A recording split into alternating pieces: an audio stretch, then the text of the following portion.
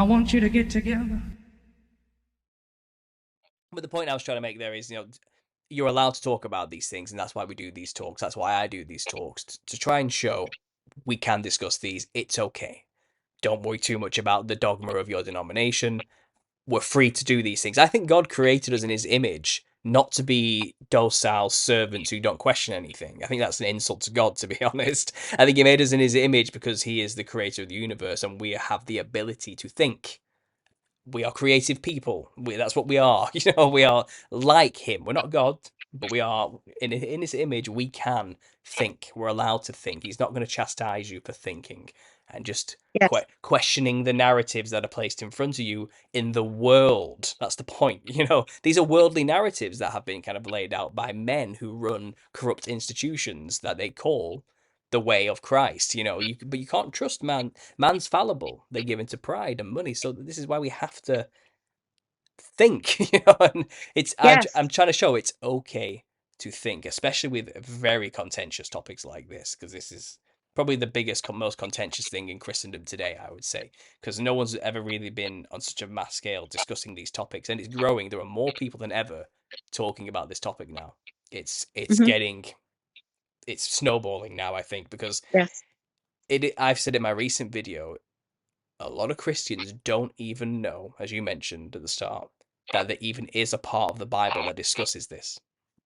They don't know about Revelations 20 and the end part of it, where it says Hmm. the season ends and there's a short season where the devil rules. They don't know. Like I said, they've mashed it into one timeline, and they Yes. make it as though everything happens all at once when Christ returns, and that's it. Everything's done and dusted. Then full stop. No more. And that's not what it Yes. says. That's not what it says. But that's the teaching today, and it's, as someone who doesn't go to church and wasn't raised in the church, it's shocking to me to know that that's what the dominant thought was. Because all I did was read the book, say what the book said, and people started hating me, and really coming at me as though what I've just said is the worst possible thing to ever say. And it's blasphemy at the highest order, Oh, and a heretical, heretic. Yeah. heretical, Heretical. yeah. And I'm like, it's just what the book says. I Yeah. Just can't. reading the Bible. Yeah. Yeah, and I've noticed that, when you said about how they combined the two into one thing, I noticed that even on both sides of the church, I grew up in a church that many people nowadays would consider to be a very liberal church. I grew up going to a Lutheran church, which is it's very much like the Catholic Church. Um, and my parents, they would kind of just drop me off there. It was important that I go for tradition's sake, but they didn't really go to church unless it was Christmas Eve. But I remember though in the sermons that every time that the pastor would talk about the second coming of Christ, he would be talking what I now know to be the white throne judgment. I never heard of the millennial kingdom or the short season. I never heard of the 1,000 years the entire time growing up at that church. And I went to that church until I was about 29. So never heard of it. It was kind of all mashed together. He's going to come again. They didn't even really talk about the tribulation, to be honest. They just talked about the second coming, and that was then we were all going to be judged, and that would be the end of it. But then on the other hand, when I started going to an evangelical church, the focus was on the millennial kingdom, on the tribulation and the millennial kingdom, but they kind of left out the white throne judgment. As you mentioned before, it was like the millennial kingdom and then the white throne judgment are kind of all together, because once Jesus comes back, we're all going to rule with him forever and ever, amen. And that was it. So even though they're two very different, the churches are coming from two different, I can't speak, two very different perspectives, they're still mishmashing the two of them together. And there's no separation, and neither one of them ever said a single word about the short season. Yeah, because it was naive of me to come at it originally thinking, oh, everyone must know about this. Yeah. And I'm like, oh, that's not the case. Okay, never mind. Let's back up. Let's back up a little bit. But no, Yes. I can't leave this topic just to one side because it seems to upset people. It's too big. It's too important. And again, maybe perspective is what matters here, because again, I have a foundation of conspiratorial thinking. I've been examining the control all over the Mhm. world for a while and trying to figure out what's this all about? Yeah. Why? And I knew it had a lot to do with Christ. I always knew that. It's all to do with whatever happened here with Jesus, which is why I'm a Christian. But this just feels like a missing piece. This sorts the timeline Yes. out. This makes sense of the motives. Because that's another question, never mind millennial reign. A question I would always get as a conspiracy theorist is, why would they do this? Who has the time to do that? What do they have to gain from controlling us? And it's kind of, that's a big question. It needs a big answer, and this is a big answer, really. This is Yes. but even to get people just to recognize this answer requires them to have a lot of context it's a big deception. It's a very hard deception to get out of. And again, everyone's kind of fallen for it in their own way while all believing they have the truth, Christians included.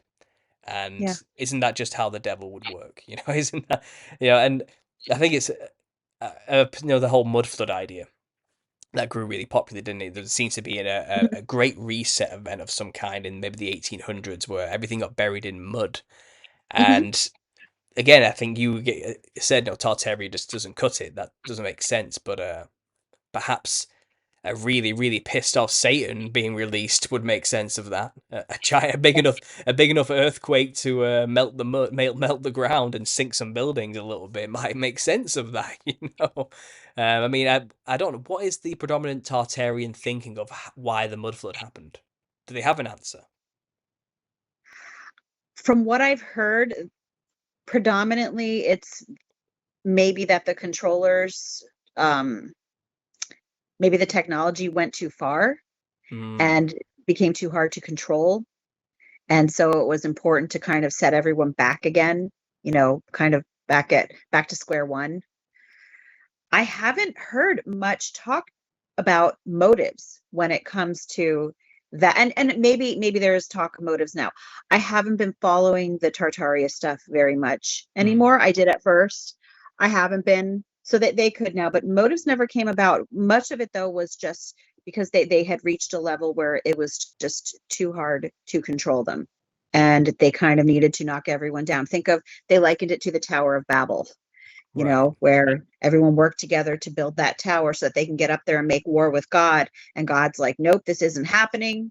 Dispersed everyone. They all started back to square one. And it almost started like a Tower of Babel type reset, so to speak. Hmm. You know, Because that's kind of their perspective. It's always a great reset every few hundred or thousand years or so. That's how they square it, and that's how they make sense of the destruction of the earth and these buildings. All these buildings are just remnants of older civilizations. Um, an argument I always get as well is, oh, these buildings, these Tartarian, the Millennial Reign buildings, are from Noah's time, and it was the Great Flood that buried them. mm-hmm. And I'm like, well, no, imagine a great flood. I'm talking like a deluge that covers everything and the forces involved with the pressures of that water, torrents of water. Even these buildings wouldn't have survived that. No chance. I No think that chance. when it comes to some of the architecture, some of the megalithic architecture, some of that could have been pre-flood. And Yeah. if do look at some of the megalithic structures that you see that are buried really deep under the ground, you'll see a lot of these photos from Egypt and everything. Some of them that were buried really deep, I think they could have been pre-flood. Yeah. But if you're looking at these buildings that have half buried windows, and I know that they were, dug out, you're right. I don't think they would have withstood the pressure, let alone the water damage. And they I don't know if they, I believe that they probably had more advanced technology than what we do, Hmm. because I believe that the evolutionary theory has kind of taught us that people are getting smarter over time, but I think we're kind of getting dumber over Hmm. time. Um, but yeah, I think the megalithic pre-flood, as for the Tartarian architecture, yeah, I think that would definitely have been after the flood. Yeah, that's what I try and say. I try to explain the megaliths, the big ones with the huge stones that we just could not lift at all, and it boggles the mind to see these enormous rocks and structures. Well, they actually look like they've been through a flood. They are battered, extremely weathered, and incredibly underground because they were just sunk and gone. But Yes. these Tartarian buildings, you have to use that word, Yeah.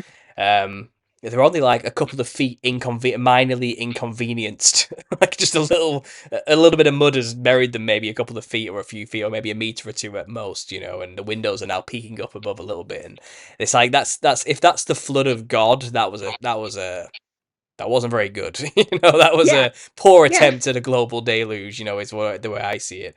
yeah. And even then, you can actually see weathering on these Millennial Kingdom Tartarian buildings. They've been through a weathering, like rain and basic weather. They're not Hmm. perfect now. Right. They have decayed a little bit. You know what I mean? And I don't think they would have survived thousands of years, but they do show signs of hundreds of years of weathering. Yes. So it fits into the relatively new but still older than what we've been told. That fits the narrative well. But this idea that it was the flood of Noah, because they want to try and say these buildings are evil, so they must be from a pre-flood civilization where the Nephilim were everywhere, and the Mhm. Nephilim built these buildings. And could it not just be as simple as they were defaced after the Millennial Kingdom and Yeah, satanic imagery was just added to it? of Doesn't that course. does that make more sense than thousands of years passed? And Yes. yeah, it's just that's a common one I get. I just wonder if you have any thoughts on that idea yourself. I just thought Yeah. I'd bring it I up. no, I completely agree with you because, as I mentioned earlier, we do that nowadays. We'll just kind of slap our stuff onto other buildings that are already there. I was watching, I think it was my lunch break, where he showed that there was this old building that they say was built specifically for one of the World's Fairs. And they kind of just put a plaque on it with its name. Or there are other places that might put a sign, or they might change the statue. Sometimes you see they actually, like you mentioned before, they deface them. There's something on the building that they don't want people to see, so they will actually scrape it off or Hmm. cut it off, like they kind of cut the noses off of sphinxes and stuff. Yeah. So, and they do that to these buildings too. So I think that that is definitely more likely than those specific buildings sitting through the flood. And even if you look at the architecture, I know, completely different topic, and I won't stay on it long, but like the pyramids, I believe are pre-flood. And if you actually look at it, many people believe that they were supposed to symbolize mountains, and the sacred mountain theory is actually very prevalent in the ancient Hebrew uh, worldview, and also in the old uh, Nephilim religion that they were trying to come about at antediluvian times. And it would have made sense that they were trying to build some sort of cosmic mountain. That's the word, not mythic or whatever I said, is cosmic mountain, Hmm. because that was something that was in their religion. So Yeah. yeah, to me, that says definitely pre-flood for the pyramids at the very least. And Hmm. we also know that again, different topic, but we know that the giants were larger before the flood than after the flood. So it would have been easier for them to build those megalithic structures. Oh yeah, I say it's like playing with Yeah. Lego. It's like playing with Lego to them. It's nothing. Yeah. Like it would have been Yeah. very easy. It's an afternoon's worth of work, to be honest. It's probably not much Yeah. to them. Yeah. Yeah, but I agree with you. Those are definitely pre-flood remnants, and there's plenty underwater still pyramids. That Oh, yeah. never resurfaced. And I absolutely believe that's the case. So we've actually hit most of the talking points I had laid out for us today, just here and there, scattered Okay. through them. The only thing I can see on here that we've maybe not touched on and it's a big question. So where are they now? Where's the The saints? Saints. Where's Jesus gone? What's what happened? Like, where are they? Why can't we see them? What's going on? And what's your predominant theory on that concept? And then we'll go have a back and forth, see what we've got. I used to think that they possibly just ascended after the end of the 1,000 years, but then that was before I actually started thinking about the camp of the saints. Hmm. So I think that there could very likely be a physical camp of the saints here on the earth. And recently I've been delving into the possibility that it's at the North Pole, just because there are so many different reasons. First, you have well, I believe in what we call biblical cosmology because people don't like the term flat earth. But I believe that, there is an actual firmament over us, and that the aurora borealis could vary, that you see at the North Pole. And yes, it does go out. You do see some of it at the South Pole, well, Antarctica as well. But what the colors that you're seeing up there they actually are the exact same colors as what Revelation describes as the throne of God. Mhm. And the Bible tells us that the earth is his footstool. So if you think about that idea that God's throne is directly above the North Pole, and then you have the idea of the saints possibly being there, and there are many stories of the North Pole actually being warmer than what we're told. There's an article from the 18th century that actually described some sailors who were saying that they sailed up to the North Pole. It was very cold at first. They reached an area that was very temperate. It was actually warmer than Norway. And at one point, the sun became so hot that it melted the tar or the pitch on the ships. So you have that idea going on. So many people believe that's also where the original Garden of Eden possibly could have been too. And wouldn't it make sense that the camp of the saints would be at the original Garden of Eden? Because the Garden of Eden is how God originally wanted things to be before the fall. And so I think that would be the perfect place, in my humble opinion, for the camp of the saints to be, and also possibly for the New Jerusalem to descend on one day. I don't know. That's what I'm thinking. Right now, my idea is the North Pole. But again, that's just speculation. I agree. I think it would make sense for God to choose a central location to bring his beloved city to, so Hmm. people can make the pilgrimage to see him during his reign in a fair manner. Everyone has the everyone knows where it is. Just follow your compass, go north. Hmm. It's not hard to find. Just keep making your way up there. And you talk about how the climate. There's evidence to say it actually gets warmer the closer you get to the North Pole. Once you get past that ice ring, that Hmm. cold patch, it starts to get warmer again. And Yeah. you've just been reading the Smoky God book, haven't you? I believe, Yes. which is Yes. a fiction, but it Hmm. seems to be echoing the same thought or pattern or idea that there's this warm, temperate climate and a kingdom there full of giant-ish type people with a Yeah. king ruling over them. And what do you think of that? I remember reading that years ago. Hmm. There was a YouTube channel called Flat Earth, Flat Water. I Um, remember that one. and he used to just read books after books after books, like 3 hour long presentations. I used to listen to them all, and he read The Smoky God, and that's where I first heard that. And yeah, I was blown away by that story because it's like, is this real? Is this a real? It sounds like a real account, doesn't it? It sounds like a true story. Like this is what my dad told me, basically, and he goes off to tell this story, doesn't it? And it's Yeah. considering what we've talking about today, it's just eerie. So what do you think of that story?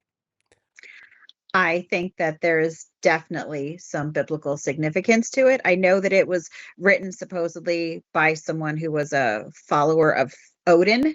Hmm. So, from a Norse perspective, which I think made it even more interesting, because in the book, there is a pillar of fire mentioned, that, and there was a place called Eden. So supposedly they go down through an opening in the North Pole and they enter inside the earth, and there is a vast city where the ruler lives called Eden. Hmm. There is another place called Jehu, and Jehu is actually also someone from the Bible. I believe he was a king. I wish I could remember off the top of my head. I'm pretty sure Jehu was a king. And just again, yes, as you mentioned, they were giants. And there's definitely something to that. The only thing that really bothered me the most is that they were worshipers of this like orange orb Hmm. inside of the earth, which could be the pillar of fire, Hmm. maybe, possibly. And we know that that's how God presented himself in the Exodus. So, yeah, I think there's a lot of truth in that book. I know it's presented as a fiction, but the fact that some pages, the footnotes, take up more space than the actual text of the story, it really does tie in a lot of factual information Hmm. into it.